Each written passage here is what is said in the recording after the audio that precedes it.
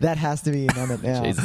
Hey, Nick. Hey, how's everyone going? Excellent. How are you, man? I'm good, Tys. What's going on? Oh, look, I'm all right. I'm excited to be talking about Mission Impossible 3 on episode 70 of Nick, Tys and Videotape. Welcome, everyone. Welcome, everybody, to our show. We're glad you could join us today. I like that it's 3. I like that it's not... It doesn't have a... What do they call the byline? No, it's not a byline. Yeah, it's not a ghost... It doesn't have Ghost Protes or Rogue Nation or anything like that. It's just flat out Mission Impossible. It's fucking 3. Yeah, 3. Yeah, I like it too. Yeah, I like it. I like it too. But, we have given it away. We are discussing the third film in the Mission Impossible franchise, because this week in Australia we do have Fallout being released, which is the sixth Mission Impossible movie.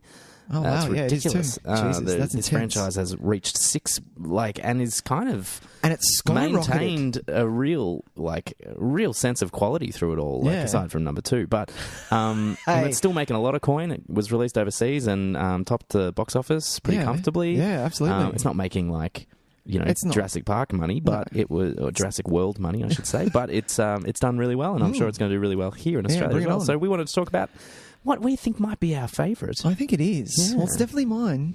Mine. After this watch, I'd be pretty close to calling it mine as well. So we might, but I've got to watch Ghost Protes again. I'm looking forward to it now. It's going to be a good I have to watch number 1 again. Yeah, I have to watch number 1 because good. 1 is... Well, we'll bring it up later. Anyway. But before we do any of that, Nick, why don't you tell people where they can find us? Hey, gang. Well, thanks again for listening in. We do really appreciate it. So if you would like to... if you are looking for... God damn, I'm going to start that again. Do you want to try that one more time? Let's try that again. Right. Here we go. Thank you for joining us, ladies and gentlemen. If you would like to share us around, we are on every other platform, I think, apart from Podbean. I had to search. For some reason, the Podbean. Well, you can find us anywhere else you listen to podcasts. So iTunes, Stitcher, TuneIn Radio... And Acast. What's the one I look up? Casts. I'm like Casts, which is really good. If you're also wanting to follow us socially, we're on Facebook, we're on Twitter, we are on Instagram. If you would like to write us an email, we are at nick@tysandvideotape@gmail.com. I spell Nick without a K, and Tys is Tys. That's correct. All right, well, let's start the show as we start every week, Nicholas. Everybody's talking trailers. Everybody's talking trailers.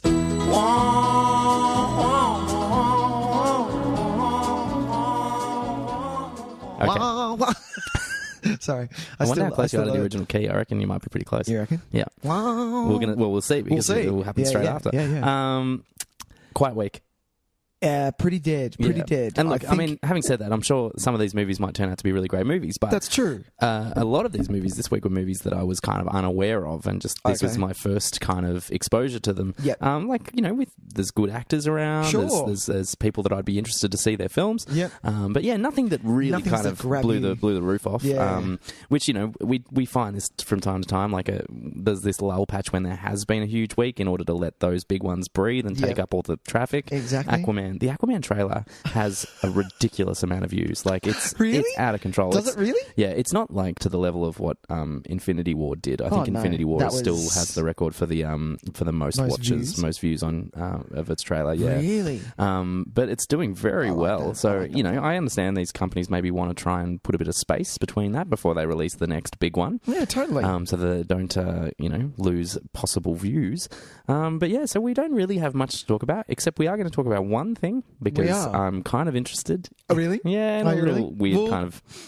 My lovely wife had made me aware of... the trailer we're talking is Slender Man. That's what the cops asked you.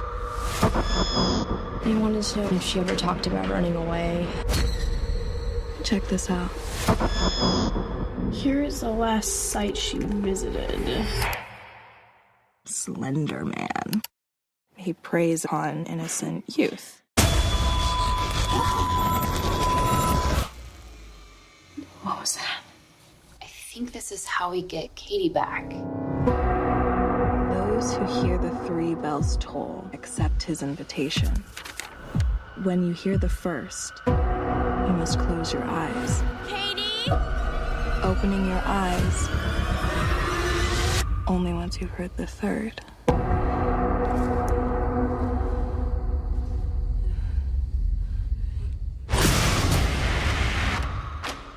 He gets in your head like a virus. Some he takes, some he drives mad. Once you see him, you can't unsee him. Correct. For the film, it's the second trailer we watched, and it's a horror movie, but it is based in somewhat of reality. There was, I think it's over now, the case where the two girls murdered a classmate, and the reason for them doing it, they said, was because the Slender Man told us to. So yes. Now that's got nothing to do with what this trailer No, well, do at so all. it came from the website Creepypasta. Well, it was a creepypasta, basically. Yeah. Which is these, and it's pasta like the food, not like a priest. Yeah. For anyone that doesn't know, I feel it's like, everyone knows what I'm fucking talking about, as if I had to say that. Making it clear, though. Just making it very Maybe clear. It's not just a weird priest. Exactly. Because there are weird there's plenty of priests them. There's out there. plenty of creeple pastas. Fucking creepy bastards. Yeah, and so this website that kind of collated urban legends and stuff like that, and so they, it's one of those weird kind of snowball effects that the internet can have, is that everyone would contribute to them and say, and kind of build the legend up further. Yeah. And yeah, one of its biggest kind of exports, I guess, from that website was the idea of the Slender Man. This this character that, well, I don't know, he's just like a weird-looking, tall, skinny like guy in a tuxedo. Yeah, he's in a tuxedo. He doesn't have a face, and he has very long arms to the point where they almost look like tentacles sometimes. Yes. Well, they're very much playing into that element in this movie. And what is he? What is that? Just his thing? He basically gets in your head and tells you to do stuff. I don't know. I really don't know. Well, I didn't look that far into it. There is a documentary, or I believe like a true story film. Yeah. Maybe it's not a documentary 100%, but there was a film that came out, I think, last year that told the story of these two young girls. Oh, okay. The documentary. Well, I don't know if it was a doco. It might have been like a bio kind of thing. I can't remember, to be honest, and I didn't see it, so that's all right. But this one is very much taking the legend as opposed to the true story and the very sad facts of that true story. Yeah, what's going on? Taking the legend and creating like just your stock standard horror movie. Teen-aimed horror film. Exactly. They've obviously very clearly stating their intentions, where they want it to be like a Bye-Bye Man. Yeah, exactly. The one that I've talked about previously on the show, Wish Upon, which is this. It's a very specific sort of horror movie where it's. It could potentially be viewed in two different ways. It could just be, you could be kind of blown away by the ridiculousness of it. Yep. Because they aren't as... They're a lot more fun than they might appear to be on the surface. You're talking about the characters of the girls? No, like as in movies like Wish Upon and Bye-Bye Man. Right. Is that they might have a secondary value that maybe wasn't the intention all along. Yep. Is that people set out to make an actual scary horror movie, and they've ended up with something that maybe is a little bit kind of trashy good time.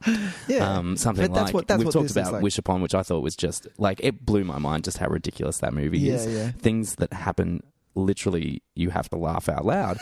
And it ends up giving it this strange kind of enjoyment value where you kind of appreciate the sincerity of the film, where it just goes for it 100%, even though it's pretty lame and trashy. Yeah. So you let go of maybe... So something like It, there's a little bit of... Even though it is a clown that is evil, you kind of let go of whatever reality is in there and you go with the flow of what's happening. And you're meant to take it very seriously. Yeah. And it's got a very particular tone exactly. where you're not fucking around here. Yeah, exactly. Where something like this is a little bit more fun. It could be a little bit more fun, yeah. What pointed me out to the fact that it was going to be fun, the fact that you pointed out that they look on the website of where this Slender Man came from, and to click on, what was it?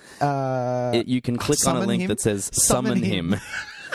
The internet is very... oh, God. Yeah, it's very helpful these days. If you want to summon a demon entity, there's a button for it. Hashtag Summon Him. Yeah, exactly. That would be part of the promotional material, I'm fairly certain.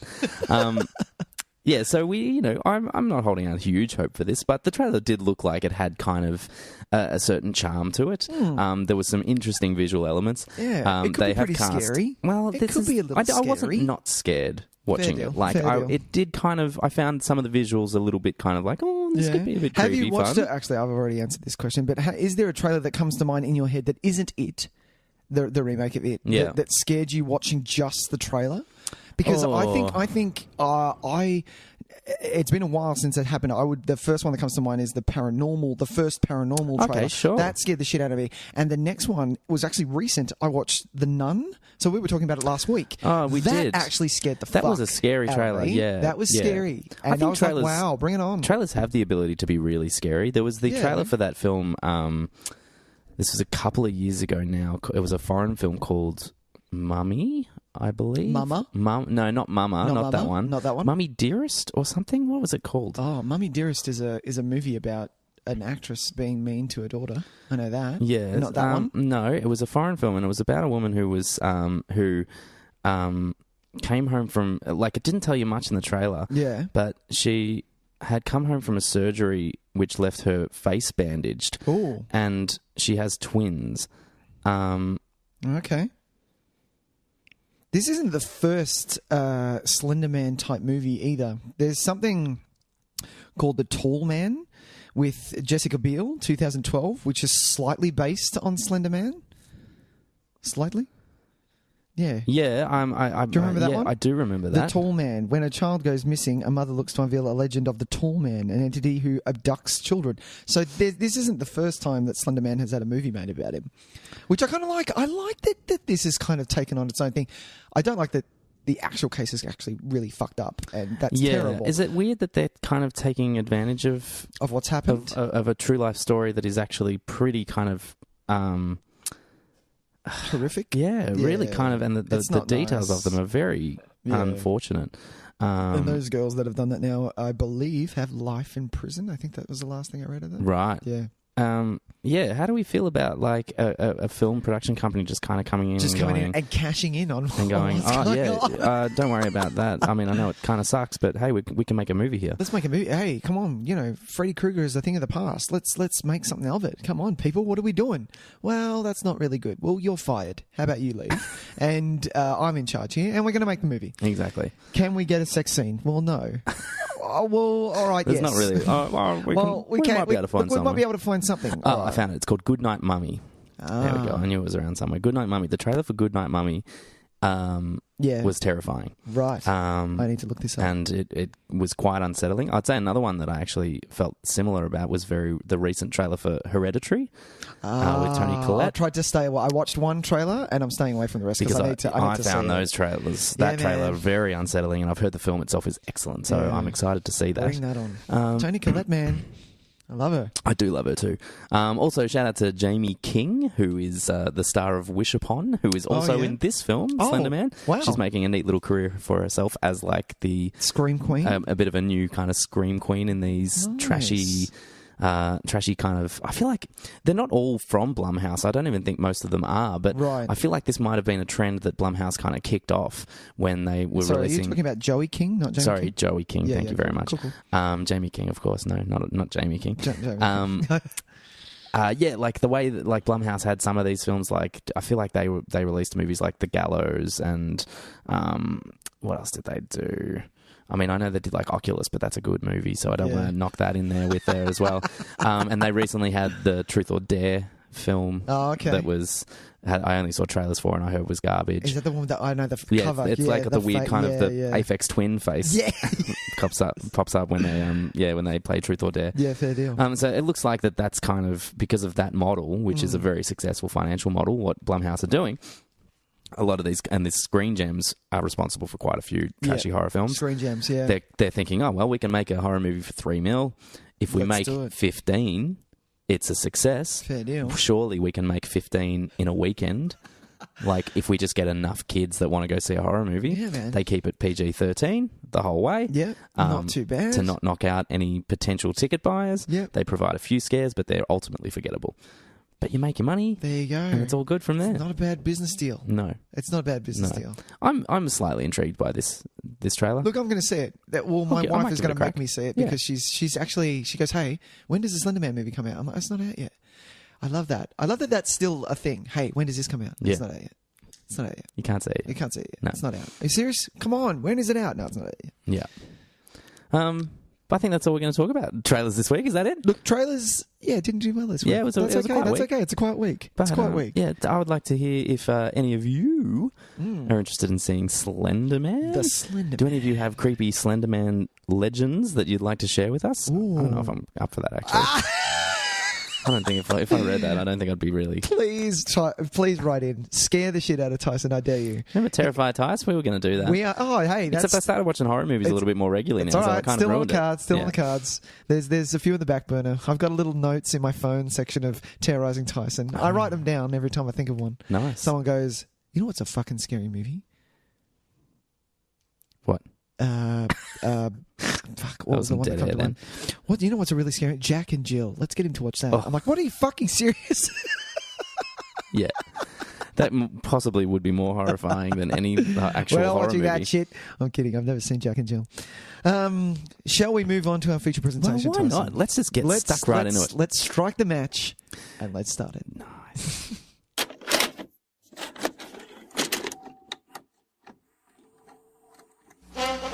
And now for our feature presentation.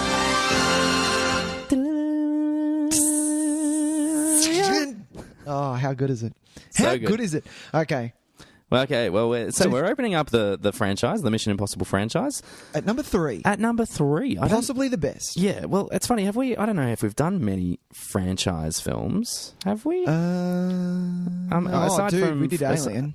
Oh, yeah, fair enough. Yeah. That's a big franchise. That's a You're massive right. franchise. I forgot we did Alien. Yeah. It's funny, though, like, you know, we do this with our superhero movies as well. We don't like to start at the beginning. No. Why would we do that? Because we just want to kind of dive in. We know we've seen all these movies. Exactly. I mean, there's barely Exactly. a human being alive that hasn't seen most of the Mission Impossible films. That's true. Although there was, I caught a thing. So doing my research, you know how you look up something about whatever you're watching, and the internet kindly shows you other things related to that. Sure. And there was Good old internet. Good old internet. Because of the new Mission Impossible. Yeah.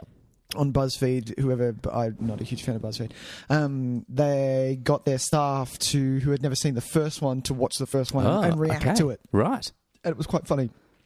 But yeah, that is the end of my story.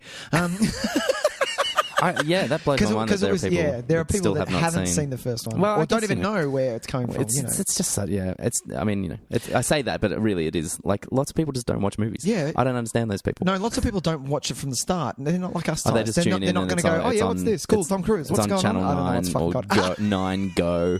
Start at 8:45 and they tune in at like 9:20 and go, yeah, okay, why not? I actually physically can't do that unless it's a movie that I can't do that have either. seen 100 times and I can just let it be background noise. If it's something that I want to watch, I'm like, no, I can't. No, turn even it if it's something especially if it's something I like, I don't want the experience of picking it up from the middle. I want the experience of the whole film. Fair deal. Like, so I get really kind of like, nope, change channel. Can I tell you something? Yeah. I don't have my TV plugged into local television. No, me neither anymore. Never. No. It's streaming or it's there is a Blu-ray, main family room television that still is obviously. connected to in my bedroom, which I do most of my watching. Yeah. Fair deal. No need for it. Fair deal. Because you can, even if you want to watch a television show, man, now we've got all this shit. We just fucking bounce it from an app on our phone. It's madness. The only reason I have a cord to plug into my wall for the year. The only time I do it is around February. Because of the Oscars. For the Oscars. That's Good call. literally Good it. Call. That's literally it. My one time that I watch it. No, what I was going to say before. Oh, do you know what it is? When these people go and they don't go back and watch the first. Do you know what I would like us to do? What's that? Because we have seen the first. I would like us to watch the TV series. Oh. I would like us to go back. I actually completely forgot about this. Yeah. Not the old 60s television show. Yeah. The one from the 90s. Do you remember the one from the 90s? No. I used to watch this all the time when I was a kid. What? Yeah. There's one from the 90s? Yeah. Who was in it? Nobody's. But I think it had the main... So 66. What's his name? Phelps. 88 to 90. Peter Graves. Yeah, Peter Graves was in it. Yeah. So he was in the original one, I think. Peter Graves. And Phelps, so he was... Who are you talking about? I think I got his name wrong. It's definitely Peter Graves. He's the white-haired dude. Yeah. With Yeah. the glasses. Yeah. And so there is no one in this thing. No, but I remembered so vividly the faces of... There's one guy who is he's like a music teacher or something. Oh. And he's the master of, no, he's a drama coach. This is the thing. He's a drama coach. So that makes him a master of disguise. Of course it is. So fucking hilarious he's is the that? one that has to wear all the... Oh, it's such a great... What a great photo. So the drama teacher is the second from the left in that photo, the brunette guy. Yeah. And there was also a black guy whose face, I just saw it pop up and I went, oh my God. That's him there. I know that face so well. Like, it popped up in like a, hey, do you remember this thing on the internet? Yeah. Yeah? I was obsessed with that show when I was a kid. Really? So it only runs for only 3 seasons, you're saying? 88 to 90. Yeah, 88 to 90. Oh, man, that's an easy watch. We should smash that out. Oh, we should do that. I don't have time for that. No. I've got so much to watch. You have no fucking idea. Yeah, it's a good point. Don't go into so don't funny. watch shows Seriously. from childhood favourites When because it was that'll be ruined. All of them will be garbage. When before I had my son, I was so pumped up because I was like, to myself, I was like, I can't wait to have my son because the movies are just going to pile up and I'm going to be able to like have like a day where I can watch back-to-back things that I want to watch. I hate it, fucking Tyson. I fucking hate it. I can't watch anything. I watch nothing, man. I watch nothing. Oh. It's an interesting... I watch my Parks and Rec, which I'm into right now, which is fucking gold, by the way. You'll come around. You'll start to figure it out. I'll get there. I'll get there. Yeah. You'll figure out a good system. I'm sure every movie-loving parent goes through exactly the same thing. That's true. I lock myself in my room. That's it. Dad, no. Josh, this is dad time. Come on. No, I'm not that. Well, should we talk about this movie? Let's talk about Mission Impossible. Mission Impossible 3. J.J. Abrams, 2000 and... Good Lord. 6? 6? Yeah, 5? I think it is. I think it's 6. I'm going to say 6. 6. Yeah, There you go. Can we... I have to start this off. Go for it, man. Let's start it. Okay. So forget that we're watching Mission Impossible. This is probably one of my top 3 best starts of a movie ever. Sure. It's hands down that good. So I still get chills in that start intro before that wick gets lit. Look, do you know what? It's an incredibly great scene. Like, it's so intense. It drops you straight into the action. You get to see... It's completely believable. Oh, but the whole, like, we are instantly aware of how threatening Davian is. Yep. Played by Philip Seymour Hoffman. Yep. We get to see Tom Cruise, this character Ethan Hunt, that is in really, especially in 2, is kind of presented as this like superhero. It gets ridiculous. He really is bulletproof. So we get to see him in an incredibly vulnerable position. Yep. So we start to it really kind of throws us for a loop, I think, that opening scene. Yeah, especially because we're familiar with that scenario. We're like, oh yeah, we know what's going to happen here. Something's going to happen and he'll get free and kick his ass and whatever. But this thing is amazing. Like a lot of films give you, I don't know, there's got to be a word for this. A lot of films give you a scene that's going to happen at the end of the movie at the start. But they don't really, like, very rarely does that, when they do that, kind of pay off for me. But this is the one where it insanely pays off. Yeah, I always get disappointed when they try to set up this. Yeah. And when we do get to that point in the movie and they just kind of breeze past it and you go, that was a cop-out. That was a bit of a cheat. Yeah, yeah. They're doing Deadpool. They do it in Deadpool. I'm like, yeah. Yeah, sure. Yeah. This one doesn't feel like a cheat at all. This one hangs in the back of your mind through the whole film. Yeah. And it's really effective because obviously the next thing we see is the happy family kind of thing. So we know we have this constant kind of threat looming that, this isn't going to go well. This is not going to work out well for this relationship. Yeah. And it's always in the back of our mind in any part of this. And so it gives it that kind of foreboding nature, which is really effective. Because at one point he is going to get captured. Well, that's it. And at one point we are going to see Michelle Monaghan's and we don't character. know at what point in the film it's going to occur either. So we're constantly on edge thinking, well, we're going to get back to this point. We know it can't go as well as we think it's going to go. Having said that, it is a J.J. Abrams staple. Anyone who has watched anything of Alias. I would say... Geez, I should have had a timer. This Alias came up real quick. I would say at least probably a third of episodes of Alias start this way. Really? Yeah. Okay. And it was a technique that got carried a lot through the 2000s, I think, where... It was a 2000s thing. The effectiveness of that. And I don't know whether or not JJ is kind of the originator of it, but it became something that I got kind of over. Oh, okay. I'm still kind of over it. Yeah, I don't want to ever see it again, I don't think. And so watching it, I think I respect how effective it is, but because of the trope has now kind of worn out. Yeah. It's, you can't help but look back on it and go, no, that's a bummer. Yeah. I don't like these kind of setups anymore. It's different in a James Bond. James Bond does this every time, but James Bond doing it is different than this, I feel. Because James Bond's, the start scenes before the big song Aren't they just like their own little separate mission usually? Yeah. So I don't think that this is... Yeah, no, that's you know what I mean? that's something different. I'm okay with that. Yeah. I think it happens in Lost a bit as well. Oh, really? Did you watch Lost? I did watch a bit of Lost. No, I didn't. And I'm so glad that I didn't. Especially because of how pissed off people were about the ending. But hey, you know. Sure. Whatever. But I mean, it was always effective in Alias too. Like it was a really effective starting point because you'd start the episode, you'd know where you finished because I mean, Alias was like.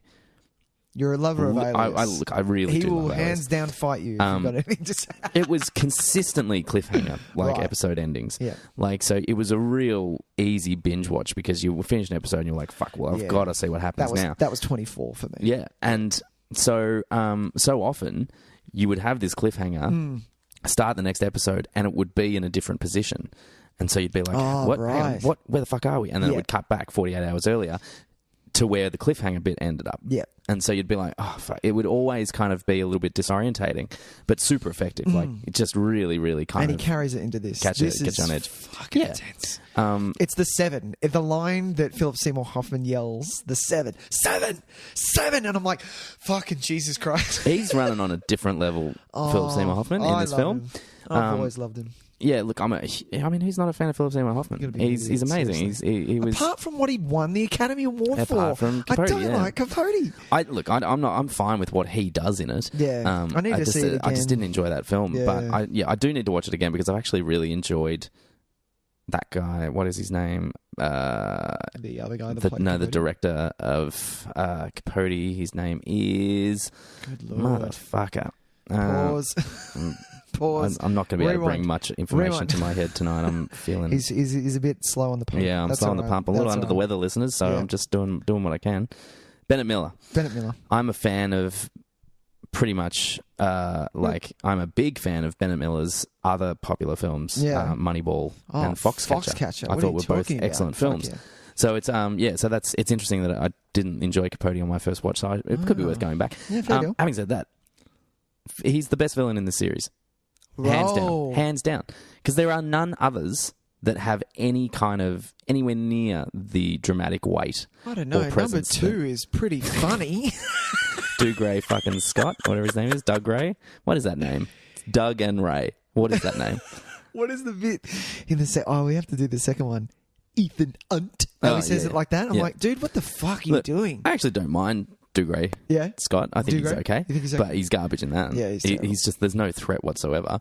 I think, what's his name? John Voight from the first one. Is not bad. It's an interesting threat, but he's not a threat. He's not really a threat. Yeah, like, because you just know that if Tom Cruise got anywhere near him, John Voight's got nothing. He's got nothing. He's not going to. Yeah, he's an old man. Push him over. Exactly. Yeah.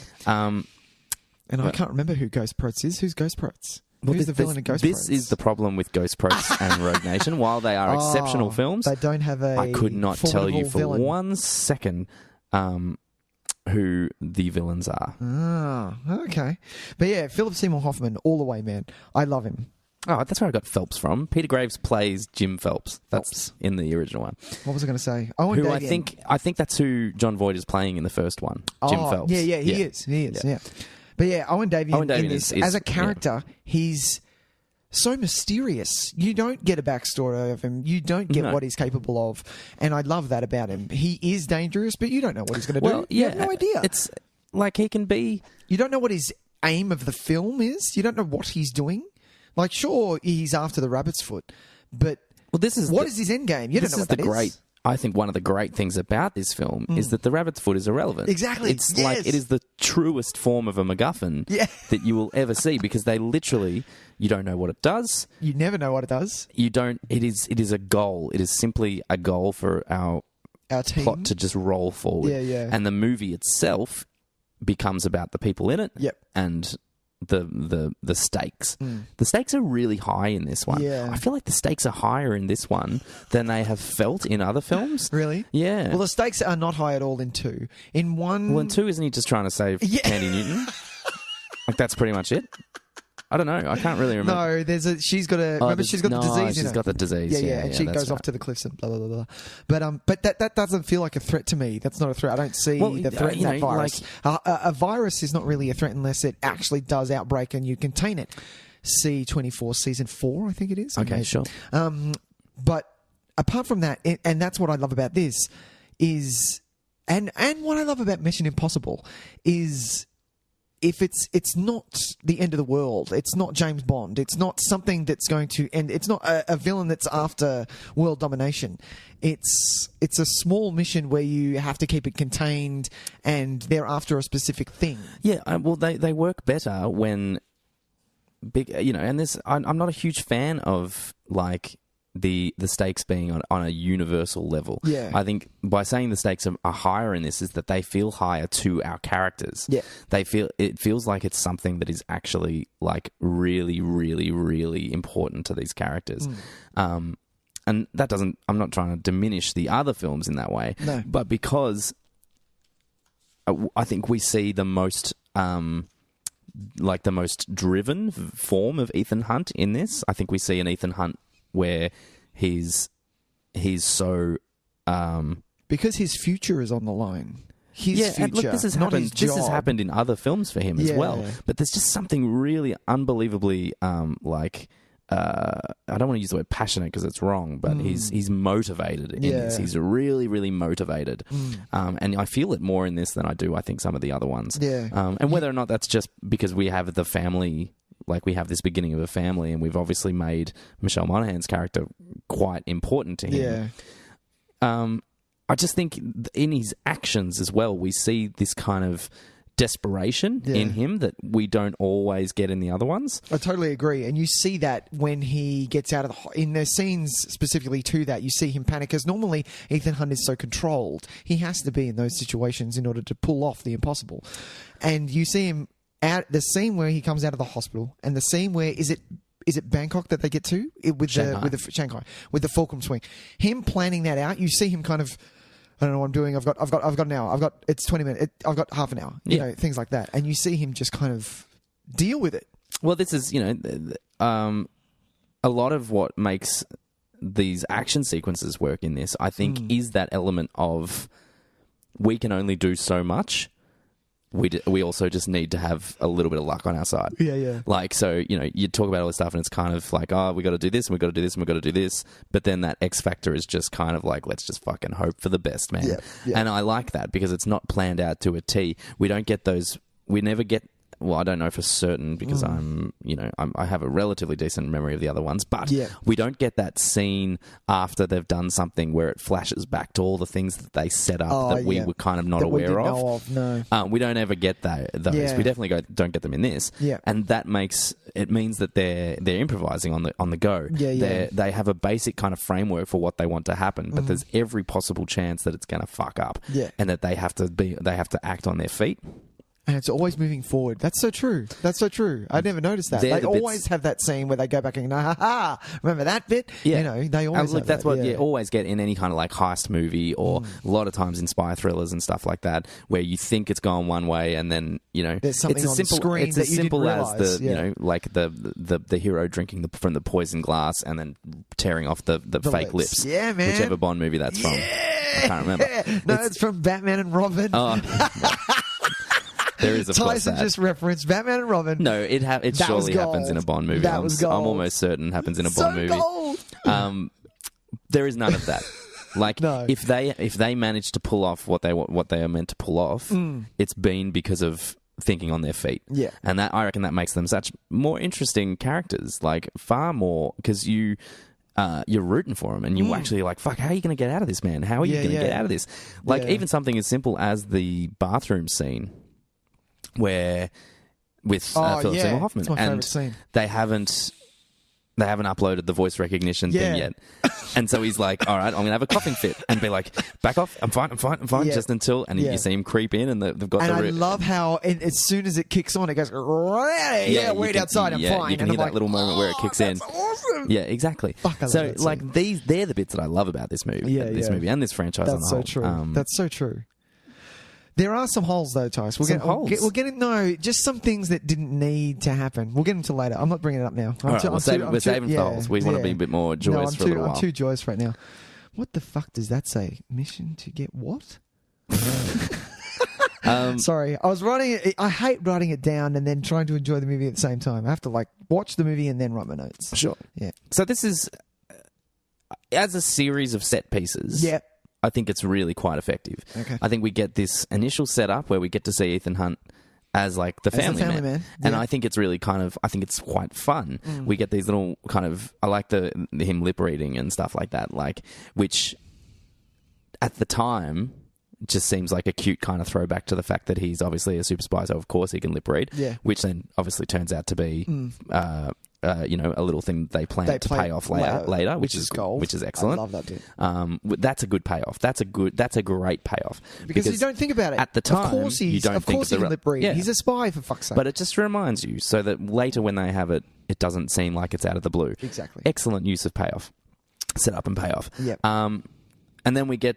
Then I think we kind of run almost entirely into 4 set pieces. So it's the mission to... We have the mission to save... To get Felicity. Yeah. Which is an incredible set piece. Then we have the kidnapping of Davian. It's a bit that scene talk about Felicity, that set piece first though. If you think about it as a mission itself, it is a bit sloppy, but I guess it has to be sloppy in order for Lawrence Fishburne to go, what the fuck are you doing?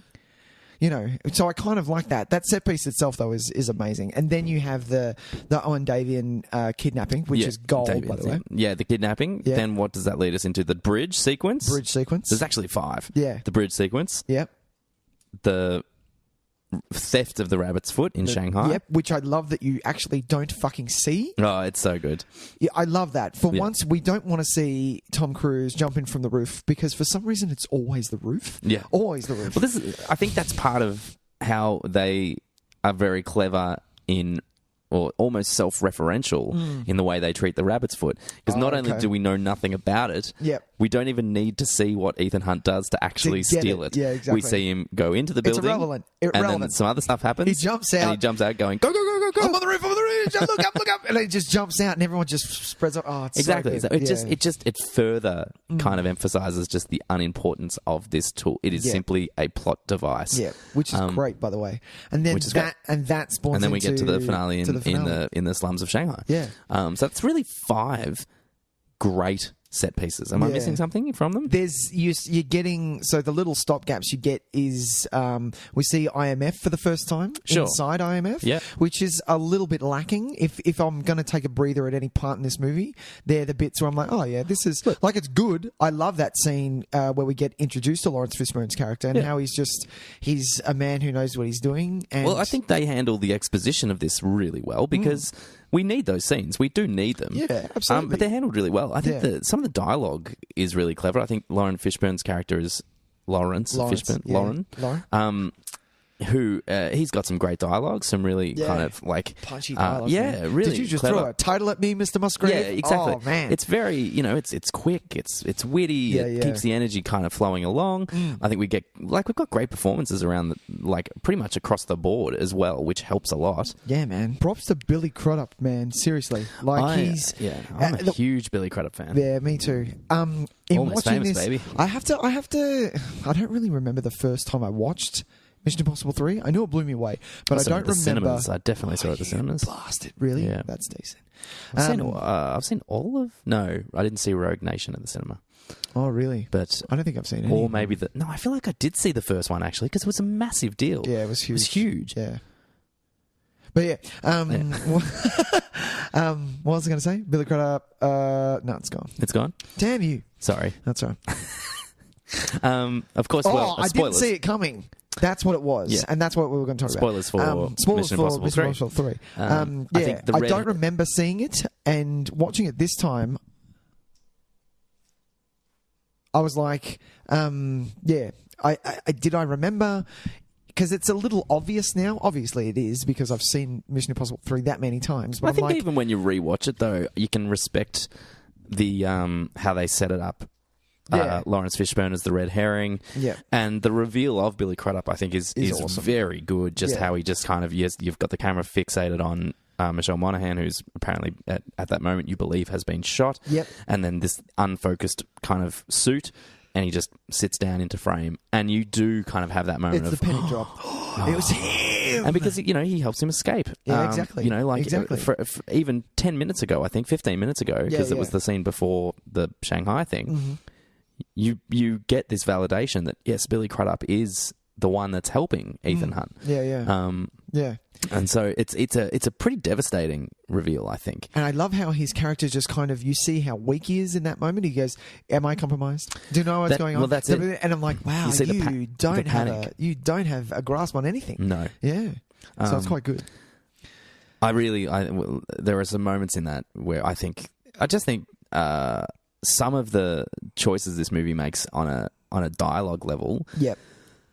I know that's a weird way of saying it, but in a scene like that, when he moves her head, when Tom Cruise starts yelling, "Don't touch it, don't you touch her," I think touches like that are really excellent. They really humanize it, and I think put it on a kind of another level. Yeah, they're the moments that stick out for me. Like you were saying, the way he counts, the way Philip Seymour counts. Oh, I feel that scene. Not to bring it back to that start scene, but I feel that was so.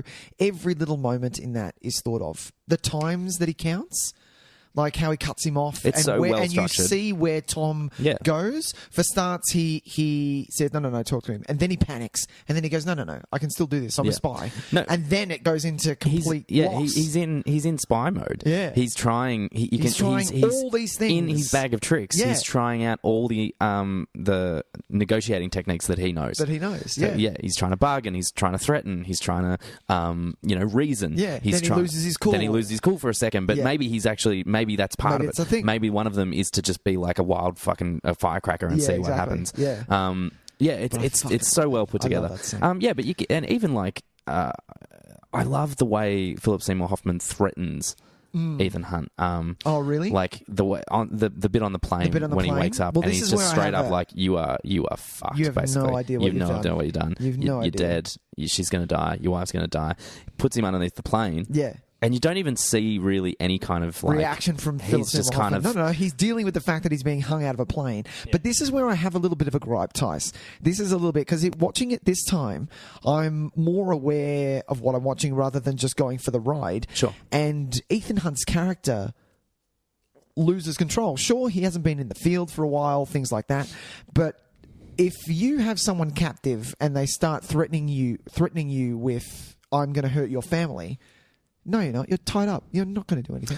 Well, I think you're really you have nothing. Sure, I'm going to get the rabbit's foot.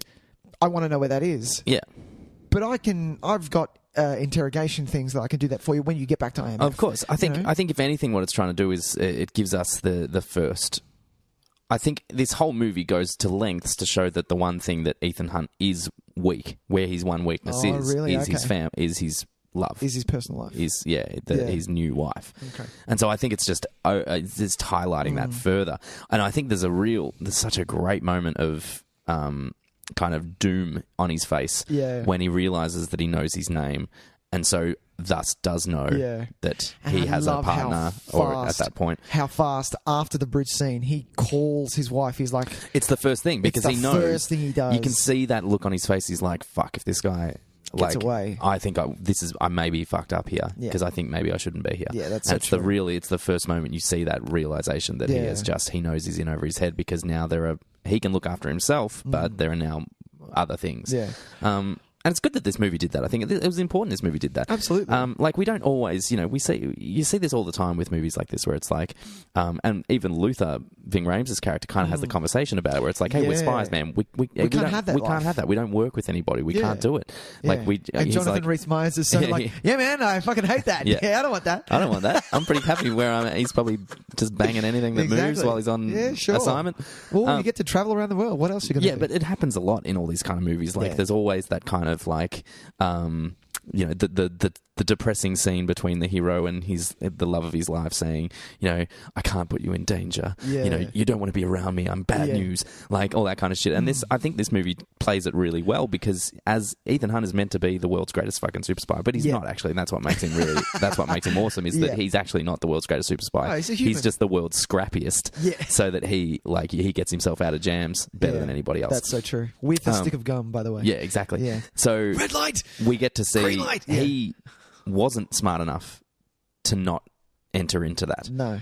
And I think it's not. great to have that moment where he just goes, oh no, I fucked this completely. So which results, of course, in what happens in number 4, spoilers for Ghost Protes, by pretending that she's dead. Basically, they set up her death as a protective measure. Yeah. And I love that they do that. Especially because I'm a huge fan of Michelle Monaghan, due to the fact that I love her in Kiss Kiss Bang Bang. Oh, yeah, she's wonderful in that. Yeah. But she's so believable, and especially because, going back on what you said about the scene where you see the super spy talking to their partner about, I can't really bring you into this world, I don't want to do that, or, I don't want to hurt you, but I want you to keep you safe. They have that scene, but it's so much more, I would say, because of her and because of the dialogue, because the dialogue doesn't treat us like we're idiots. She knows what's going on, and her words, "What are you not telling me?" I think it's so actually quite powerful. a lovely scene. It's great. It's so great. And then she says, don't think she's... "What am I ever going to understand what's going on?" Exactly. I think it's a very strong scene because it sets up the strength of their relationship. I think because she doesn't. I mean, you've got to think, in that circumstance, what is she imagining he is? Exactly. You know what I mean? And she says those things like, I thought you just maybe needed some time and I wanted to give you that time. But it really does show that they have a lot of trust in their relationship because, obviously it's textual. He even says it, exactly. I just need you to trust me and you trust me? In my head, if I was her, he's a porn artist. He's doing porno. He's doing I'm going to go out of town for 2 days. Look, I have a shoot. Yeah. It's not going to be great. It's going to be a real solid effort. A little bit when he comes back that first one and he's real tired and he's just like, oh man, see, I am drained. He doesn't, and this is the thing. Like in that, he doesn't lie. He never lies to her. No. In that, if I was in his position, I would have said. She said, "How was the conference?" I would have gone, "Not great. Someone from work died." Sure. Because that's what happened. Yeah. So she would understand kind of what's going on, but he doesn't give anything away. Well, it's what was I going to say? Because Felicity died. This is she did. Felicity's dead. Do you know there's time travel in that show? What show? Which one? Felicity. Is there? What? Yeah. What? Yeah. It's meant to, I thought it was like, I used to watch Felicity. I watched like the first season and a half. Wow. And then apparently there's like time travel and shit. Or it goes all like sliding doors where it's like you can see alternate universes. Alternate universes. Okay. Infinity War style. Yeah. Okay. Yeah. I never watched Felicity because I was a Party of 5 guy. It was I was the perfect time for Felicity because it was like, I think it was like 98 or 99 or something. Yeah. I was all about that shit. Fair deal. Hang on, where was I going with that? Oh, so this might be one of the only kind of, for me, one of those. It's not a plot hole. I don't want to call it a plot hole, but maybe a stretch of something credibility. That you weren't, whereas solid on.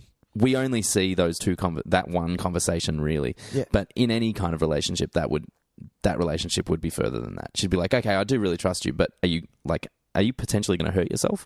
Are you sleeping with somebody else? Yeah. Am I going to get a phone call in the middle of the night because you've been arrested for fucking drug trafficking? Yeah, exactly, for drug trafficking. Yeah. That's how that conversation actually goes. Yeah, it's not just, do you trust me? It's like, yes, I trust you. I of course trust you, but you've got to tell me that you're not doing anything illegal or anything that I'm going to be embarrassed by, or anything that's going to like come back to haunt me in 20 years when we have a child and I'm going to get carted off to jail. That's so true. Yeah, that is so true. I like the way that it goes, though. Oh, it's so much more poetic and dramatic. Yeah, it's amazing. Exactly, it's lovely. It is quite lovely. All right. Well, to come off a little bit, I have a little bit of a question. Yeah, which came up at the end for me. Sure. Because I know how much you're a lover of number 1, and so am I. Yes. And 1 is the only Mission Impossible where it isn't guns blazing. John Woo got rid of that quite easily, where it was because in number 1 there were no guns. And Ethan Hunt was all about that. No, this is a mission where we don't use guns. Do you prefer a Mission Impossible? My question is, he doesn't have a gun. He doesn't have a gun, no. Yeah. Do you prefer a Mission Impossible without guns? Or you're not going to go to the extent of John Woo, but there are a lot of guns used in this. Which is fine, but do you think that Mission Impossible could be a better movie without the guns? I think in the case of the first one, because it has very different things on its mind. It's trying to be a legitimate espionage thriller. Like it really is like that throwback to the 70s paranoia thrillers. And you got Brian De Palma doing what Brian De Palma does. And coming off the television series as well, which is obviously much more about intelligence than action. But I think this, and John Woo obviously took it maybe too far the other way. He's dumb. He's not a super spy. He's just a very good shot. Yeah, exactly. Yeah. He's a action superhero. Yeah. I think this is a good balance. I do think it's a good balance because I think we have stuff like the whole Vatican sequence, which is entirely like an episode of the television show would have been, where it's like, well, this is the one thing we have to do, and you get to see all our cool little gadgets, and we get to see them all in action, and we get really close to being caught, and then we don't, and it's all great. That's so true. But then you also get like the fucking bridge sequence is just so good. Really? Do you like that bridge sequence? I love it. I was As an action set piece, watching it this time. Stunning. I do love it. But for some reason, it's the gap. It's the gap in the street that I don't like. Sure. I don't like that he has to jump over it. Because for some reason, yes, and I understand now that whenever I used to watch it, I'm like, why don't you run around the fucking hole? Because there is a car there. That's why I can't do it. But I just don't like that. I wish it was just him having to run that far, dodge the bullets, and then go from there. I mean, I don't care either way for it. Like, it's fine. He could have just ran and jumped up onto the car. Yeah. But yeah, what I think is funny about jumping a hole in the bridge is that it seems relatively quaint compared to most of the other things that have now happened in this series. But it fucks them up, At this time, in this movie, you watch that jump and you're like, he's nearly going to... he made it, yeah. In number 4 and 5, like, he's hanging onto a fucking edge of a plane and shit. Like, jumping a hole in the ground is kind of like... It's preschool shit compared to what's happened now. So, watching this with a little bit of prior like awareness of where this franchise goes, it's all it's kind of quaint now. I think. Fair deal. Having said that, there are some stunts in this that I think are just incredible. I think the jump, the fulcrum swing. jump is, what is it called? A fulcrum swing. Fulcrum swing. Okay, I think that is as good as anything in this franchise. Even though obviously I don't think he did. It's not one of the ones where he actually did it. It can't be. Like, obviously, it was him climbing. It was him jumping. Building. I know that because I've seen the makings. It's him jumping and he jumps onto a green screen and hits the thing. But still. So it's obviously, like, I'm not saying it's a fucking easy stunt. No. But that, to me, that stunt holds up compared to anything. Oh yeah, in any of the films, I think it's so good that the not just the falling, but the swing and that moment when he's just at the right level and he has to unhook himself and goes the fall, because that would fucking hurt. Yeah, I think it's great, and also the and we've talked about this before. It's literally my favorite shot of anybody running in a movie ever. On the side of the river in Shanghai. Yeah. And I love that JJ, I forget just how long JJ just lets the camera just sit on him running for. Yeah, man. It's a really long shot. He runs for a while. And it's so great because it just gives you watch it for a second and you just go, wow, he's running really fast. Oh, he's still running. And we haven't cut yet. Jesus, holy shit. We haven't cut. He probably covers like 200 meters. And he hits some he's legging it. Yeah, man. But even just the start of that, where he starts on the rooftop. Oh, when he goes down and and he traces and he jumps from building to building, gets out on the thing, and then that's all it's one shot that tracks him down. And it's wonderful. And it's a great stunt. Is. And you see some Tom Cruise running. Oh, he doesn't move his master. head, Tys.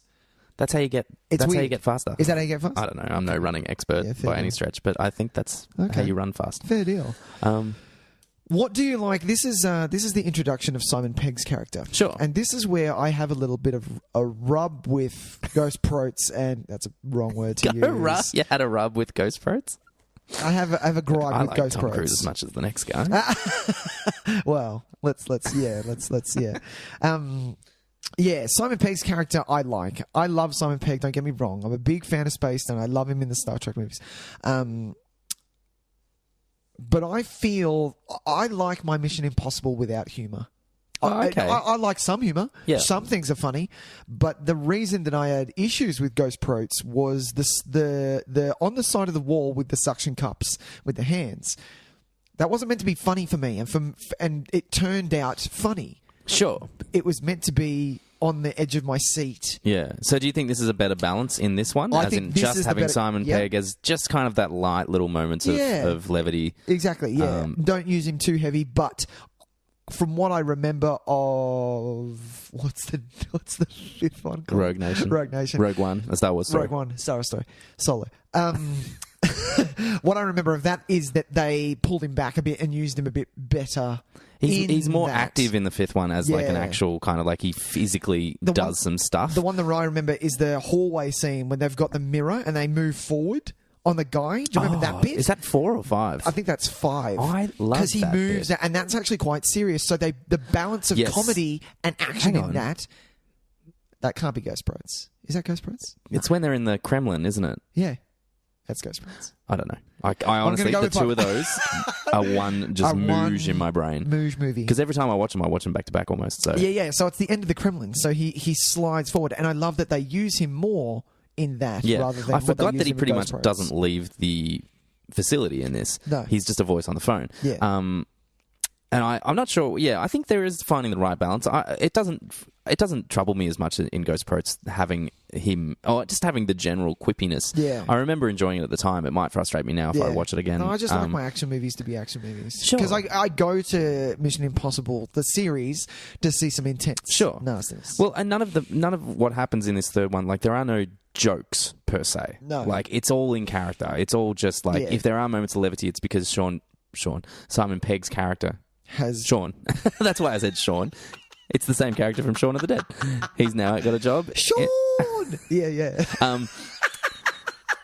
Simon Pegg, it's all in his character to say the things that he's saying. Exactly, yeah. He's just a bit of a funny guy. Yeah. So you allow that. Because I don't think really any of the other characters are necessarily funny, are they? No. Ving Rhames has little moments. Has his moments. And, he has some... There are some lines that Ving Rhames drops in this that don't land. He's not the greatest actor. I really like him on screen. I think he's got a really great presence, but he does deliver dialogue with a strange kind of bluntness. Yeah. Kind of. Does Ving Rhames do anything else other than Mission Impossible? He does pop up in stuff, but I think he will do almost anything, to be honest. I think he's one of those guys that will do like a low budget action movie or as like the crime lord. Is the first thing that you saw Ving Rhames in Pulp Fiction? Probably. I couldn't imagine anything else. I'm gonna look him up. You talk. Yeah, sure. What's another question you got? Well, I would like to. I feel like we haven't talked enough about Felicity. Oh yeah, Felicity, who makes such a big impact in this movie in such a short amount of time. Yeah, I think she's really wonderful. Good. She's really good. Yeah. She does she's really capable in the action sequences, which I think at the time we were all kind of like, holy shit, Felicity, fucking kicking ass, man. Kicking ass. Like, and that's cool. Like, she's not set up that way. Like someone like Maggie Q's character. He's set up from the beginning to be incredibly capable. Who is stunning, by the way. My God, Maggie Q. I need to watch it. After this watch, I was like, what has Maggie Q done? And why haven't I seen more Maggie Q? She doesn't do a bunch of stuff. They don't bank her. But yeah, so Kerry Russell, I'll start calling her by her actual name. Is it Kerry Russell or Terry Russell? Kerry Russell. It's Kerry. I'm going to keep calling her. She's awesome. Like, and I love the moment where she's like... She's had the adrenaline, and so now she's like, all right, fucking give me a gun. Give me a gun. Let's do it. Moving. Yeah. Yeah. And she's a fucking gunshot. She gets her own little slow-mo fucking grabbing the gun in midair shot where she spins around, and it's badass. Yeah. And her death is honestly one of the most affecting things you'll see in any of these series. Yeah. I think, because it fucking breaks your heart. It hits home because she was the mission. Like, we don't leave any man, and because you feel her innocence in it as well, and you feel her being quite scared as well. And God, it's just brutal. Like, we watch all these action films, and we've talked about when we were talking about RoboCop, the way that death can somehow just be meaningless in action films. Yeah, like we see, heroes and villains get shot in ways that never really kind of captures just that devastation of the moment where they're gone. Yeah. And, she doesn't get any kind of heroic death. She doesn't get... there's no glamour to it whatsoever. No. There's no dignity in the way she dies. And you don't get that... And what makes it more... Sorry... Well, let me finish my sentence. Yeah, sure. What makes it more poignant is the fact that you don't get that scene where it's like the Mendoza! Yeah, exactly. You don't get that. The mission is that, and the only reaction failed. They've got to just go home. Yeah, the only reaction you get is Jonathan Rhys-Meyers looking back, going, "Did you see what I did? Oh fuck!" Yeah, Yeah. And of course, obviously, it's heightened by the fact that it was the only student that he recommended for field training. Yeah, and so it further floors Ethan Hunt, which is, I think, one of the great things about this series entirely is that aside from number 2, Ethan Hunt is a flawed character. Yeah, like he's not presented as the unbeatable hero. Like, you don't have that kind of sense of relief. We talked about this. I like throwing back to other things. Yeah, I feel this great sense of calm whenever Captain America is on screen. You've said this before. I feel like everything's going to be fine because because Cap is here. Yeah. You don't get that with Ethan Hunt. I get that with Arnold Schwarzenegger as well. Sure. Yeah. But that's part of his charm, I think. Yeah. So you watch something like Commando, Yeah. and you just feel like it's all going to work out for him. You're all fucked. Yeah, you're all in deep shit. There's something about Ethan Hunt where you don't ever relax around him because he is so flawed. You feel like it could go wrong at any point. Yeah. It might not work. And that's why I think... to spin it on something else. That's why Casino Royale was such a good movie. Well, because it brought Bond back to that level as well. To reality. He's like, no, Bond will fuck up. Yeah. He doesn't. He's Because not Pierce Brosnan where, he can just hide in an invisible car. The Pierce Brosnan ones, they started so well. But you're right, the especially Die Another Day really kind of... There was no threat whatsoever. He could finish anything. And I mean, that's the Roger Moore ones to a T. Absolutely. And at least I haven't seen the Timothy Dalton ones forever. I would love to watch them again. I haven't seen any other than Pierce, Daniel, and 3 of the Connerys. Okay. Yeah. And that's it. I haven't seen any. I have seen maybe 10 of the 25 of them. So we're going to get there. We will get there. I've seen at least 2 of each. 2 of each? Person. Yeah. Have you seen the Aussie? What's his name? I have not seen. On Her Majesty's Secret Service. What's his name? George Lazenby. George Lazenby. I have not seen that. Who literally did punch his stuntman. Yeah. Well, all of them? He was just a model, and he was like... He was so out of his depth, Hey, apparently. George, you want to not punch us? Nah, mate, it's going to happen. Nah, mate, fuck. Fucking... Let it happen. Just come at me like a roo. I'm going to punch you in the face. Like a roo. Australia. We're full of stories, aren't we? There you go. All right, so what else do I want to talk about? I think that's enough about that. Yeah. Yes, that's good. Do you reckon... what the fuck does that say? I feel like there is something important in the fact that the MacGuffin itself is called the Rabbit's Foot. I love that it's called the Rabbit's Foot. And that there is even Lawrence Fishburne makes the statement that... you had a mission that succeeded predominantly through luck. Or the fact that you're even here right now to debrief this mission is not due to your own competence. It's mostly luck. Yeah. And obviously Rabbit's Foot being a lucky charm. I do like that this movie is playing around with the idea that luck is a big part of what makes these people work. Yeah, because, true. like I said, that gives it that extra little bit of juice. So we don't watch the missions with that confidence that they're going to win. They require luck. Yeah. They require the universe just giving them a little kick up the butt at the right moment to make it work. Yeah. And I like that this movie is flat out acknowledging that and really just going full out with the references. With the Rabbit Foot. I do like being that. Like, that's the most, like, you couldn't state it any more clearly by doing that. Luck. They've got luck on their side, people. Yeah. The other thing I wanted to talk about very briefly, and this is just something that I thought was very, very cool. Yeah. And won't require a great deal of discussion. Ooh. But I think this is more just a testament to, I think, what JJ does really well is that he kind of comes into... I like that he's always aware of where stuff came from. So we think about the films that he's directed. Yep. He's obviously very heavily influenced by his own nostalgia. Yep.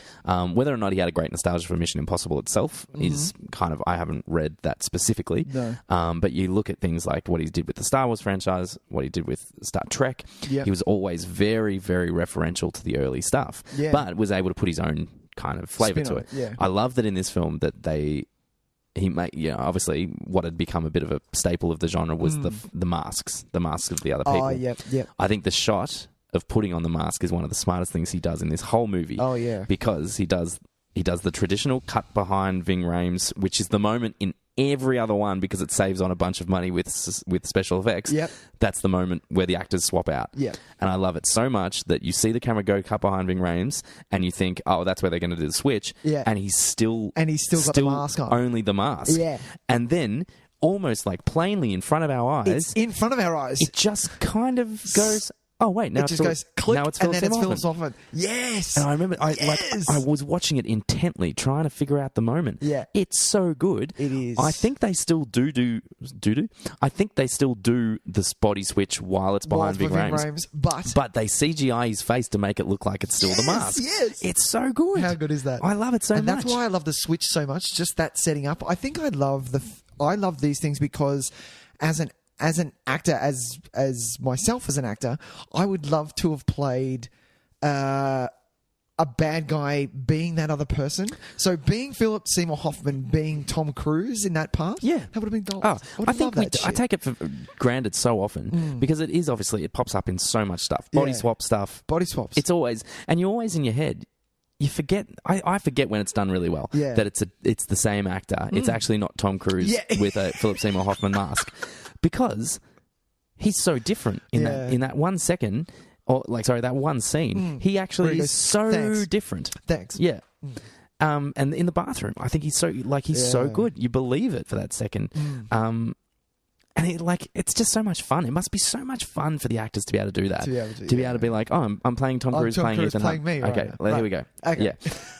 I can do this. And that's why I kind of, it makes me want to watch the first one again and just, I don't know, maybe Mission Impossible has gotten a little bit, I don't know, maybe in the new one that's just come out, maybe there is a little bit more espionage stuff. Rather than holding onto a side of a plane, let's have a look what Tom Cruise can get away with this time.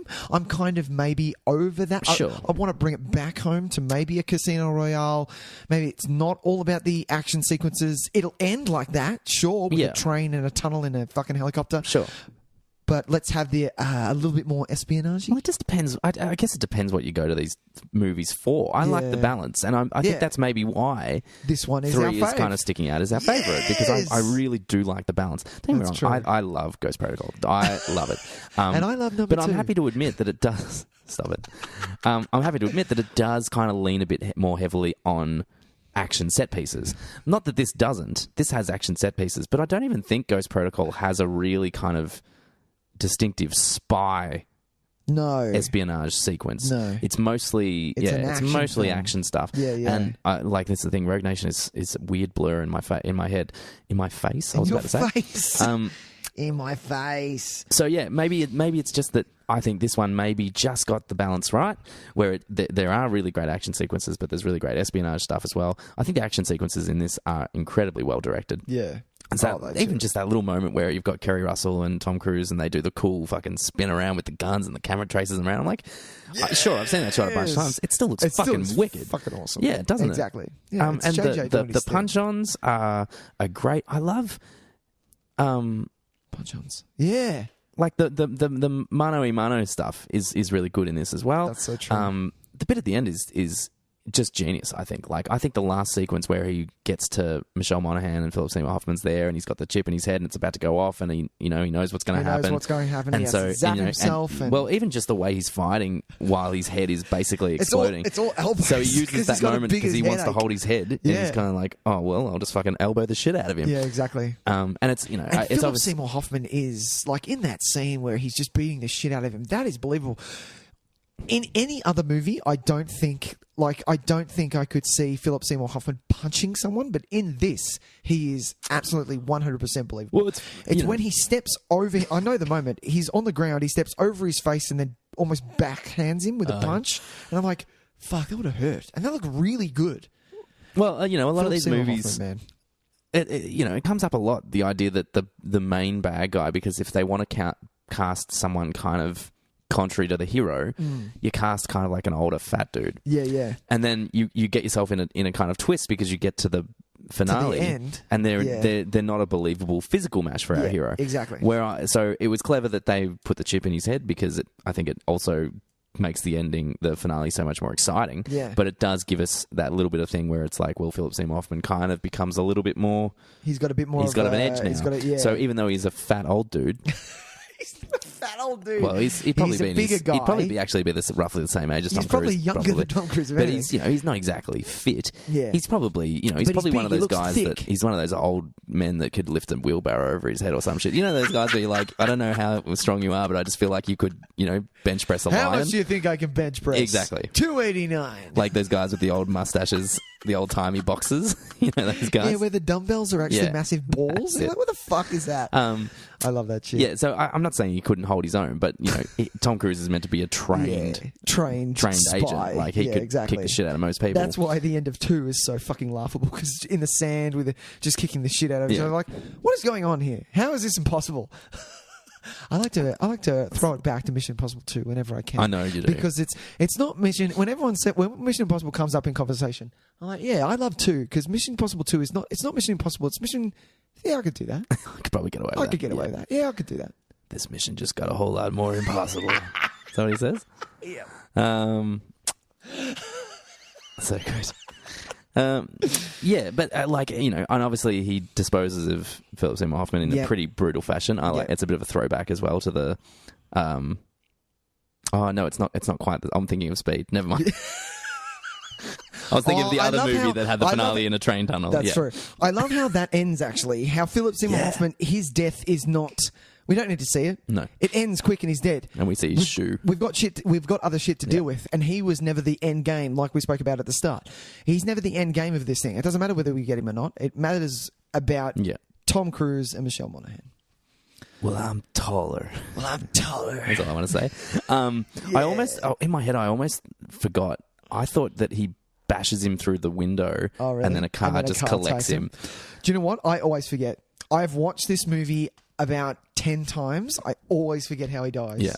And that's good. That tells me that my focus shouldn't be on how he ends. No, but it's like the fact that so many other movies, you dispatch of the main villain, and it's like, all right, cool, let's all go get fucking ice cream.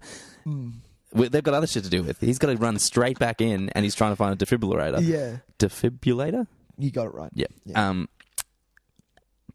it's like, it's high tension, and I know a lot of people don't, but I love the moment he's like, no, and just says I love you, and now go. I think it's really sweet, and I think it kind of sums up a lot of what this movie's trying to do. I think I think it's really quite lovely. Yeah, that's so true. And I remember seeing it, and I actually kind of thought he might not make it. Like, really? I actually kind of, and I know it's probably dumb. He does stay dead but for a while. She shoots 2 dudes and then brings him back. Like, that is a long time. It's a minute and a half to stay dead. I think I was really into this movie, and I was like, when I saw it the first time at the cinemas, and I think I was actually getting really worried for him. Yeah. I think I was like, they were going to kill him off. No, come on, they're going to kill him off. Yeah, because that's the thing. His actual gasp when he comes back, I remember being very relieved by that. I don't like that he grabs the gun though. I know that it's a thing. I don't like that he goes like that, because he's like, I'd rather him just get up, see that the gun is there, see that she has just off 2 dudes, and go, oh, cool. I don't mind it. I like the instinctual. I like that instinctual action. I like that the first thing he does is protect her. He's trained to do that in any circumstance. If you wake up in a position of threat, it's not even you instantly go to protection mode. Yeah, fair deal.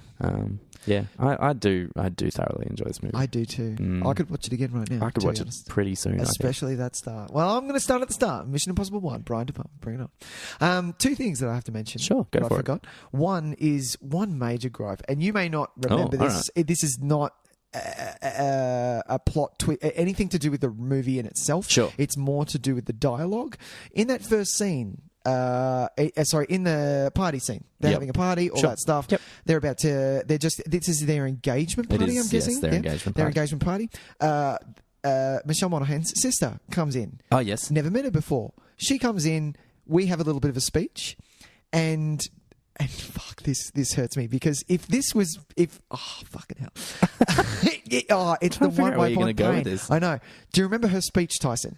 I remember it being not incredibly well written. That's what it is. Because as a person, if someone comes into your engagement party, says a speech where, I wish that our dad was alive because he's not going to see you get married, which is sad. Sure, awesome. But then she got more sad because she found out that Ethan Hunt doesn't have any parents either, so that's more sad. And then that's it. Doesn't thank them, doesn't say anything else. And then as everyone goes, oh, that's really that's sad. And then she goes, I've written it. I have to actually say the line because it pissed me off that much. I'm excited to hear it. Here we go. Because I remember cringing a few times during that speech. It's so fucking bad. I just want to say that I'm making Julia an aunt very soon. So let's put the focus on me. I want to be the focus of the party. She doesn't say congratulations, Tyson. She doesn't say welcome, to the family, any stuff like that. She says, I'm making Julia an aunt soon. She's just a shit human being. She's just a fucking bitch. Maybe she's just no good. What a bitch. Well, I think you've got Greg Greenberg in there who's not very nice either. No, I love that. He's just kind of like... No, I like that. I like that, and I do love that Aaron Paul is the brother. Fucking random Aaron Paul, stoner Aaron Paul out of nowhere. I love you, man. Of course, he's going to be that dude. I know, but I love it. Like, that's him in real life. They didn't even try to like it's like. Of course, it's like no, dude, it's so good. No, man, I told her she'll finish her shift at the hospital. Hey, is it okay that I'm at your house? Yeah. Dude, where do you keep your weed? I found this switch underneath the oven, and all these guns popped out of nowhere. Dude, I sold all your guns. Sorry. And now I'm making blue meth. It's really awesome with this bald dude. I think I'm done, to be honest. I think that was it. Yeah. Do you want to do quick ranking? Oh, I find it really easy, to be honest. A quick ranking of the films? Yeah. I haven't seen Ghost Protes or Rogue One Solo Story in ages. Yeah, but based on what I've seen, based on your experience of seeing them, easy then. Yeah, that's a bit easy. Because I've seen Rogue Nation twice, and I still can't tell you what actually happens in it because now I'm so confused by it all. It's a fucking good cover though. It makes you want to watch it. It's a good cover. It makes you want to watch it. And I remember the Rogue Nation trailer when he takes off in the plane, and it's a thing that you expect now.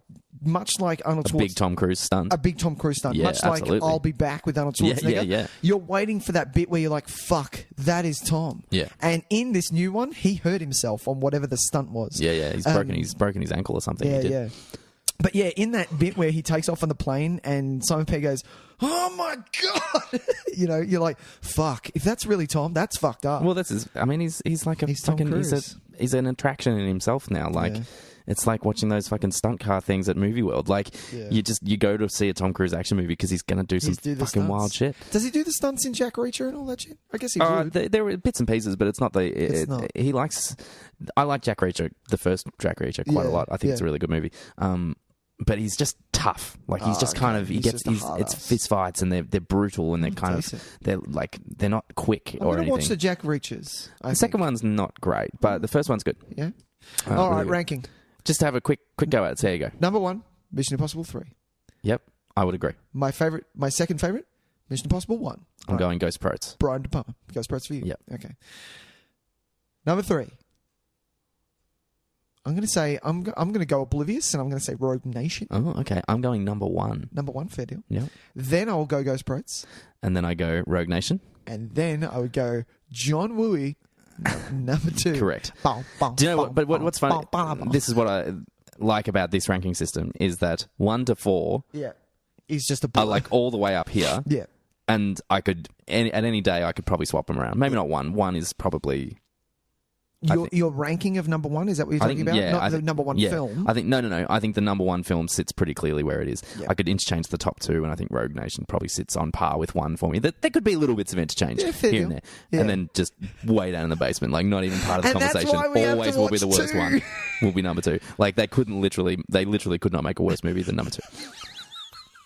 Do you know my favourite line? And the reason I know it so well is because I used to play number 2 in the video store so much. Good. Was the bit where he comes off the plane and the character's name is Billy Bard and he's Australian, so I used to pick on. Oh, that's right. He goes, "Yeah, Ethan Hunt, how you going? Billy's the name. I'm the man. If you need something to fly, drive, or get, I'm your man. I'll have a look around." Oh, bless that movie. I mean, what are we even doing? It's the laugh at the end. What are we even doing in that thing? Sorry, mate. I didn't see you there.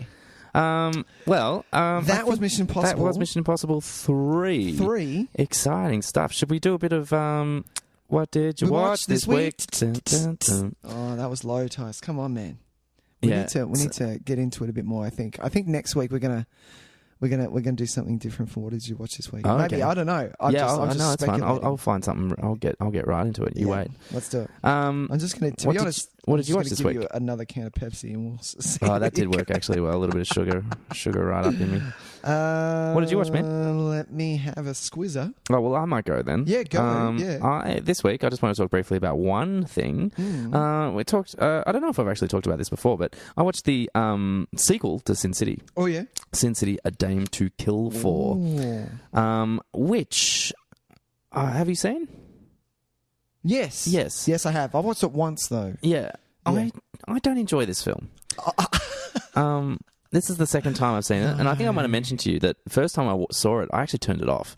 Right. I was just That's right, you did say that. not enjoying it at all. And so I started watching it again. Is that tough for you to turn something off if you're watching it? Yeah, look, it is really tough.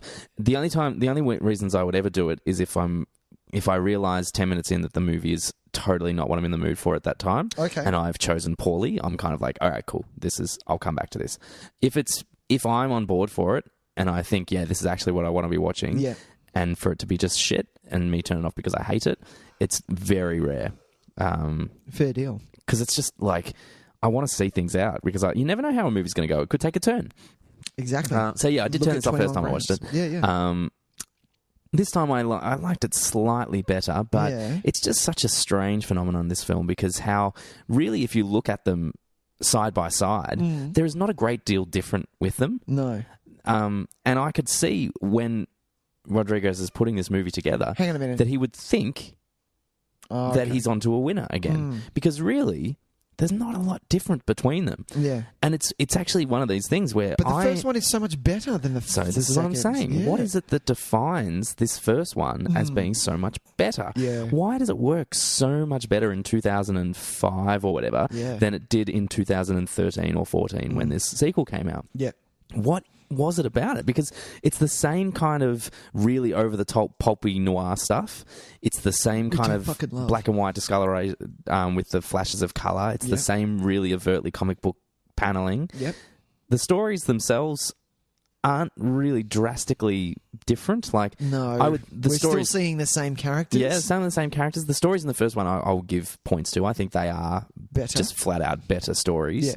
I don't actually like Clive Owen in the first one. I think he's miscast. Yeah, that's the only gripe I have with it. Everything else is 100%. I don't mind. I get where you're coming from with it. I've heard that description of him before. I really enjoy Clive Owen in general, and I love he's doing a thing that I know isn't everyone's cup of tea, but I really dig it. Yeah, that's right. But yeah, and the stories, even Mickey Rourke even in this just feels like a different character. Yeah, a different Marv. It feels like all the things that made Marv interesting in the first one aren't there. So I don't know, maybe that's it. Maybe it's just on a screenplay level, it just was never as strong as the first one was. Yeah. But stuff like we get more Powers Booth, which is always a good thing. Always. We get Eva Green, who actually Eva Green's a bit wasted in this. I know why she's in it, because she is. If you wanted to cast a femme fatale, you pretty much can't go past Eva Green for that. She does have stunning. I'm not a fan of Eva Green. Oh, really? I didn't like her as a Bond lady. I didn't buy it. Okay. I'm not a fan, Sure. and I don't know what it is. I would like to like her. I'm a huge fan of Eva Green. You're a huge fan of Eva Green. Yeah, I think she's captivating is the word I will use. Spot on in this, though, only because having read Sin City, she is perfect for that character. Perfect for that. Josh Brolin is I'm not sure if I'm a big fan of in this either. But he's the Clive Owen character. Yeah. So, obviously in the first Sin City, people make reference to the fact that Clive Owen has a new face. Yeah. So this is the character pre his facelift, leading into post the facelift, where it's just Josh Brolin with a bad kind of dirty Clive Owen-y wig and some weird prosthetics that make him kind of half look like Clive Owen. Yeah. And it's just this. It's so weird to look at, because it's like those. It's like those apps where you mesh two people's faces together, but like a terrible version of that, like a really cheap knockoff one, where someone's done Clive Owen and Josh Brolin and moosed them together. And Rodriguez directed this.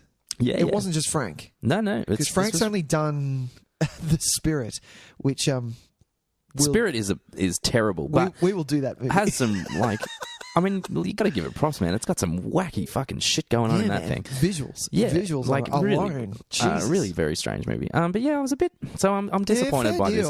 I think it's it was obviously way too late. They waited too long. Yeah, they did. The whole energy that they were trying to capture just wasn't there anymore. The things that I think we used to think were kind of cool now just come off as kind of try hard. It's so true. And yeah, it's a real bummer. Although I will say that I really enjoyed Joseph Gordon-Levitt in it. Oh, really? It's funny when you think about him.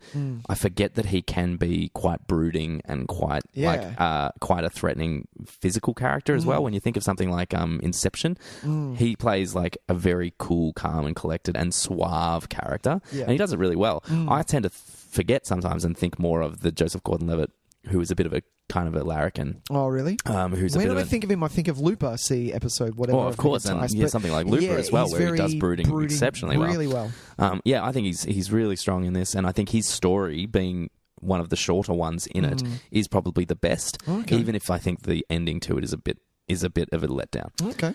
But yeah, so that's Sin City Dame to Kill For. Unfortunately, not highly recommended. Not highly recommended. No. Fair deal. What do you got, Nick? I started Phase 1 again. Oh, I watched Iron Man 1. Watch out. 2008. Yeah, I watched that not long ago too. Fuck, it still holds up. Oh, yeah. Like 110 fucking % holds up. Wonderful movie. And it's just weird to see now. I'm looking at a young Robert Downey Jr. You know, and he's much younger and fresher, isn't he? It's ridiculous. Well, it's 10 years ago, man. Like, you forget 10 years. What the fucking fuck? People age in 10 years. I was 25 10 years ago. Yeah. I was sprightly. Don't say that. I was working at Borders 10 years ago. That's it. Yeah, that's when Iron Man came out.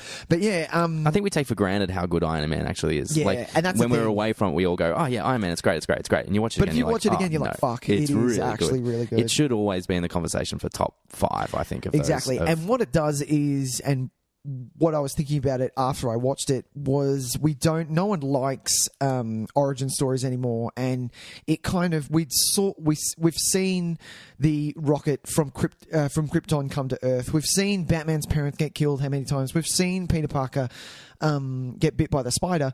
Everyone's seen these things all the time, and this was very different. This was kind of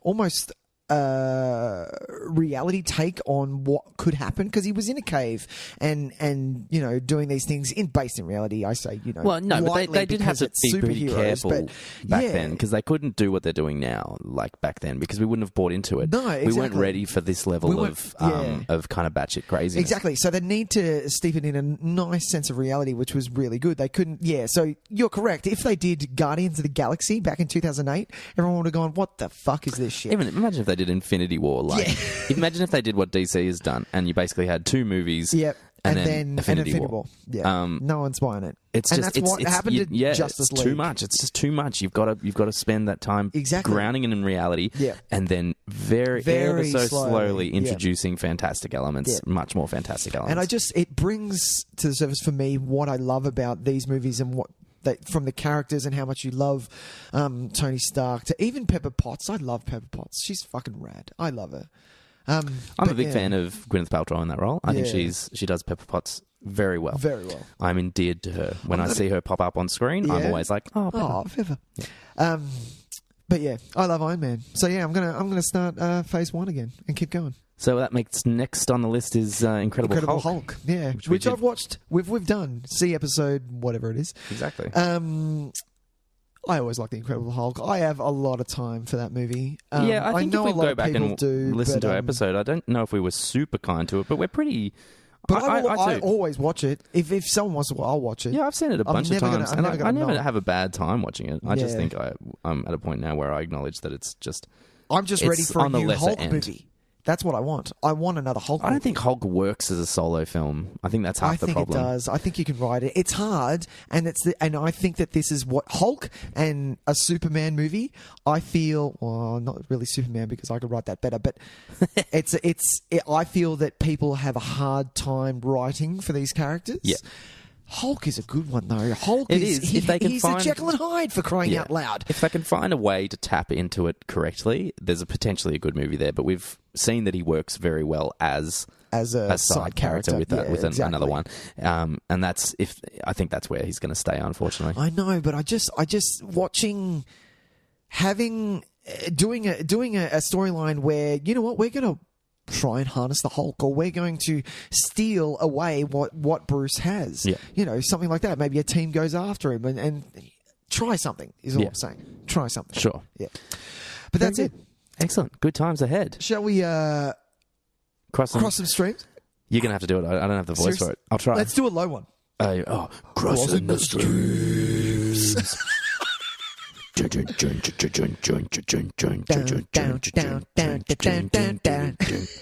Just everything becomes metal versions of Mission Impossible. Yeah. Have you got yours? I got mine. I don't have mine. All right, well, I'll start and I'll see how you go. On Amazon Prime Video. Nice. You can watch the documentary Every Little Step from 2008. I've wanted to see this. This is a hard recommend if you have not seen this. Right. This is the story of the dancers, Broadway dancers who are auditioning for the Broadway revival of A Chorus Line. Nice. And it kind of looks into the history of the show as well, and the creative team, and how the show came to be as popular as it is, and why it is such a great dream of so many dancers to be part of that show, because it's a show that really kind of examines the plight of a Broadway dancer. You get to meet some really charismatic people in the auditionees. Yep. You get so endeared to them. You want them to succeed so much. You also getting that insight into how Broadway shows are created. From very early stages. Nice. It's very, very, very watchable. It's one of those documentaries that you find yourself getting really caught up in very quickly, because you get the goals of these people, of the subjects, really straight off the bat. Yeah. And so once we know that that's their goal, we obviously want them to achieve it. And so we find ourselves very easily swept up in this whole process. So even if you only have like a passing kind of interest in Broadway stuff, I would recommend this, because it might be a good kind of gateway to get you into more, to understanding kind of, the people that do get cast in these Broadway shows, and the life that they're living. It's a really it's a very different lifestyle, doing the same show 8 times a week for however many years. Yep. You get a good indication into those people, and also the show itself, because A Chorus Line is one of the all-time great pieces of musical theatre. So the music, obviously. You've seen A Chorus Line? Oh yeah, a bunch of times. Yeah. And the movie, which I quite enjoy. Okay. So there's you're surrounded by great music at all times. Yeah. And obviously the dance routines are fucking incredible. So I thoroughly recommend it. That's on Prime Video. Nice. Every Little Step. Oh, well, since you're doing a documentary, you've inspired me to do a documentary. Oh, nice. I'm going to... Now, a movie came out about this, which starred Joseph Gordon-Levitt. Please don't watch that. Watch the documentary called Man on Wire on Stan instead, because you will find it so much more rewarding. This is about a man who had a lust for life, that he saw some things and he had to do them. The name of the man escapes me. Obviously, I'll look him up in a sec. And he was French. He wanted to walk. French. Was he like a stuntman or a daredevil? No, he was just a daredevil. He just wanted to do these things. And he wanted to put a wire in between the 2 towers in New York, and tightrope walk between them. There was no reason why. He just wanted to do it, and it literally goes into the how and the mission of trying to get past and up, because it was very dangerous. Number one, he had to have all of these factors, because it's obviously illegal too. What he was doing, absolutely fucking illegal, because they had to break into those 2 towers in order to, I'm not joking you, tie a rope to an arrow, a bow and arrow, and bow it over a cross, and that's how they got the fucking rope over. Like, seriously, what the fuck? The story ridiculous. itself just goes way off. Don't watch the movie. Watch this instead, because it's just a nice documentary that has the reasons why he wanted to do it. I'm not going to talk about them, but the reasons why he wanted to do it were really nice, and very surprising. I've heard he's a very interesting character. So absolutely. It's just one that I've always wanted to watch, and just kind of escaped me. I've heard that the film, while it's not fantastic, it's Zemeckis, and I've heard that the actual walking sequence is just mind-blowingly good. I just think in this instance, I haven't watched the Zemeckis movie. I'm sure it is great. I love Robert Zemeckis, but yeah, go to the source for this one. Yeah, well, I think first at least, you can check in on that for the kind of the Hollywoodized version of it. But it's always good to get the real deal. Weird. He does look weird. That whatever wig he's wearing it's weird. Not right, is it? It's weird, yeah. Not but right you can watch that on Stan. Watch it on Stan. Nice. Watch some documentaries, people. Don't do me a favor. Give reality TV a little rest. Give it a Good rest. point. I should watch more documentaries. I have a couple of friends who I used to always, they were big movie buffs. Yeah. And they're like, Nick, what did you watch? And I'm like, well, I was really into House of Cards at the time. Yeah. And then I just kept pumping out documentaries. So it was always music bios. And they're like, fuck, that sounds really good. I'm like, yeah, you should watch it. What are you watching right now? Oh, I'm heavily into house reno documentaries or watching I'm like reality TV. I'm like, why the fuck are you watching that shit? I'm heavily into house renovation reality TV is a sentence that should never be said out loud. These people hurt my It's not something feelings, that you can get Tys. heavily into. Like, I understand that 3/4 of our television now is reality television, and that's I'm heavily great. into Duck Dynasty at the moment. Yeah, fair deal. I'm heavily into Antiques Roadshow. Yeah. And I'm heavily into one of the 3,000 different porn shop fucking variations with dudes with massive moustaches. Or anything to do with fucking Love Island, The Bachelor can go get fucked. Yeah, sorry. If I've cut you out as a listener... No, look, people love that shit, but they are happy to admit it's junk. Exactly. Well, that's going to wrap us up, Nicholas. Oh, shit. Tys, what are we doing next week? Well, next week... Yeah. We haven't got anything yet. So what are we going to do is we're going to make sure that before the episode goes live... We'll have decided.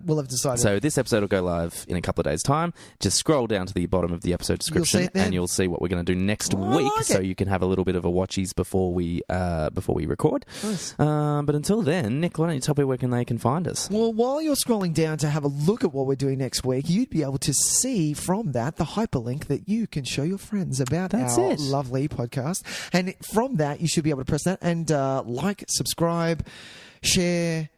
Like again, if there's a like again. They should have a like again. Like they should have a double like thing. A hard like. A hard like. I like that. No, that's a bit full on. It's a bit too erectile dysfunction. Anyway. But we're on iTunes, we're on Stitcher, we're on TuneIn Radio, we are on YouTube as well if you want to jump on the YouTube, and if you want to follow us socially, we're on Facebook, Instagram, Twitter, and of course write us an email at nicktysonvideotape@gmail.com. Yes, don't forget you can request a film that you would like to hear us talk about, or you can send us a letter to be featured on our mailbag section, which we should do a mailbag episode soon. It's going to We've got some mail backing up, so we should do an episode again soon. We need to clear out our mailbox. That's it. Tys. Yes, Nick. It's been fun. It has been a blast, man. Are we going to do number 2 next? Oh, no, we're going to do Ghost Prots. Who am I talking to? I'm talking to Tys. Yeah. Of Nick Tyson I think we have to do Ghost Prots He's next. going to do Ghost Prots. See you later, Tys. See you, man. Bye-bye. Bye. Bye.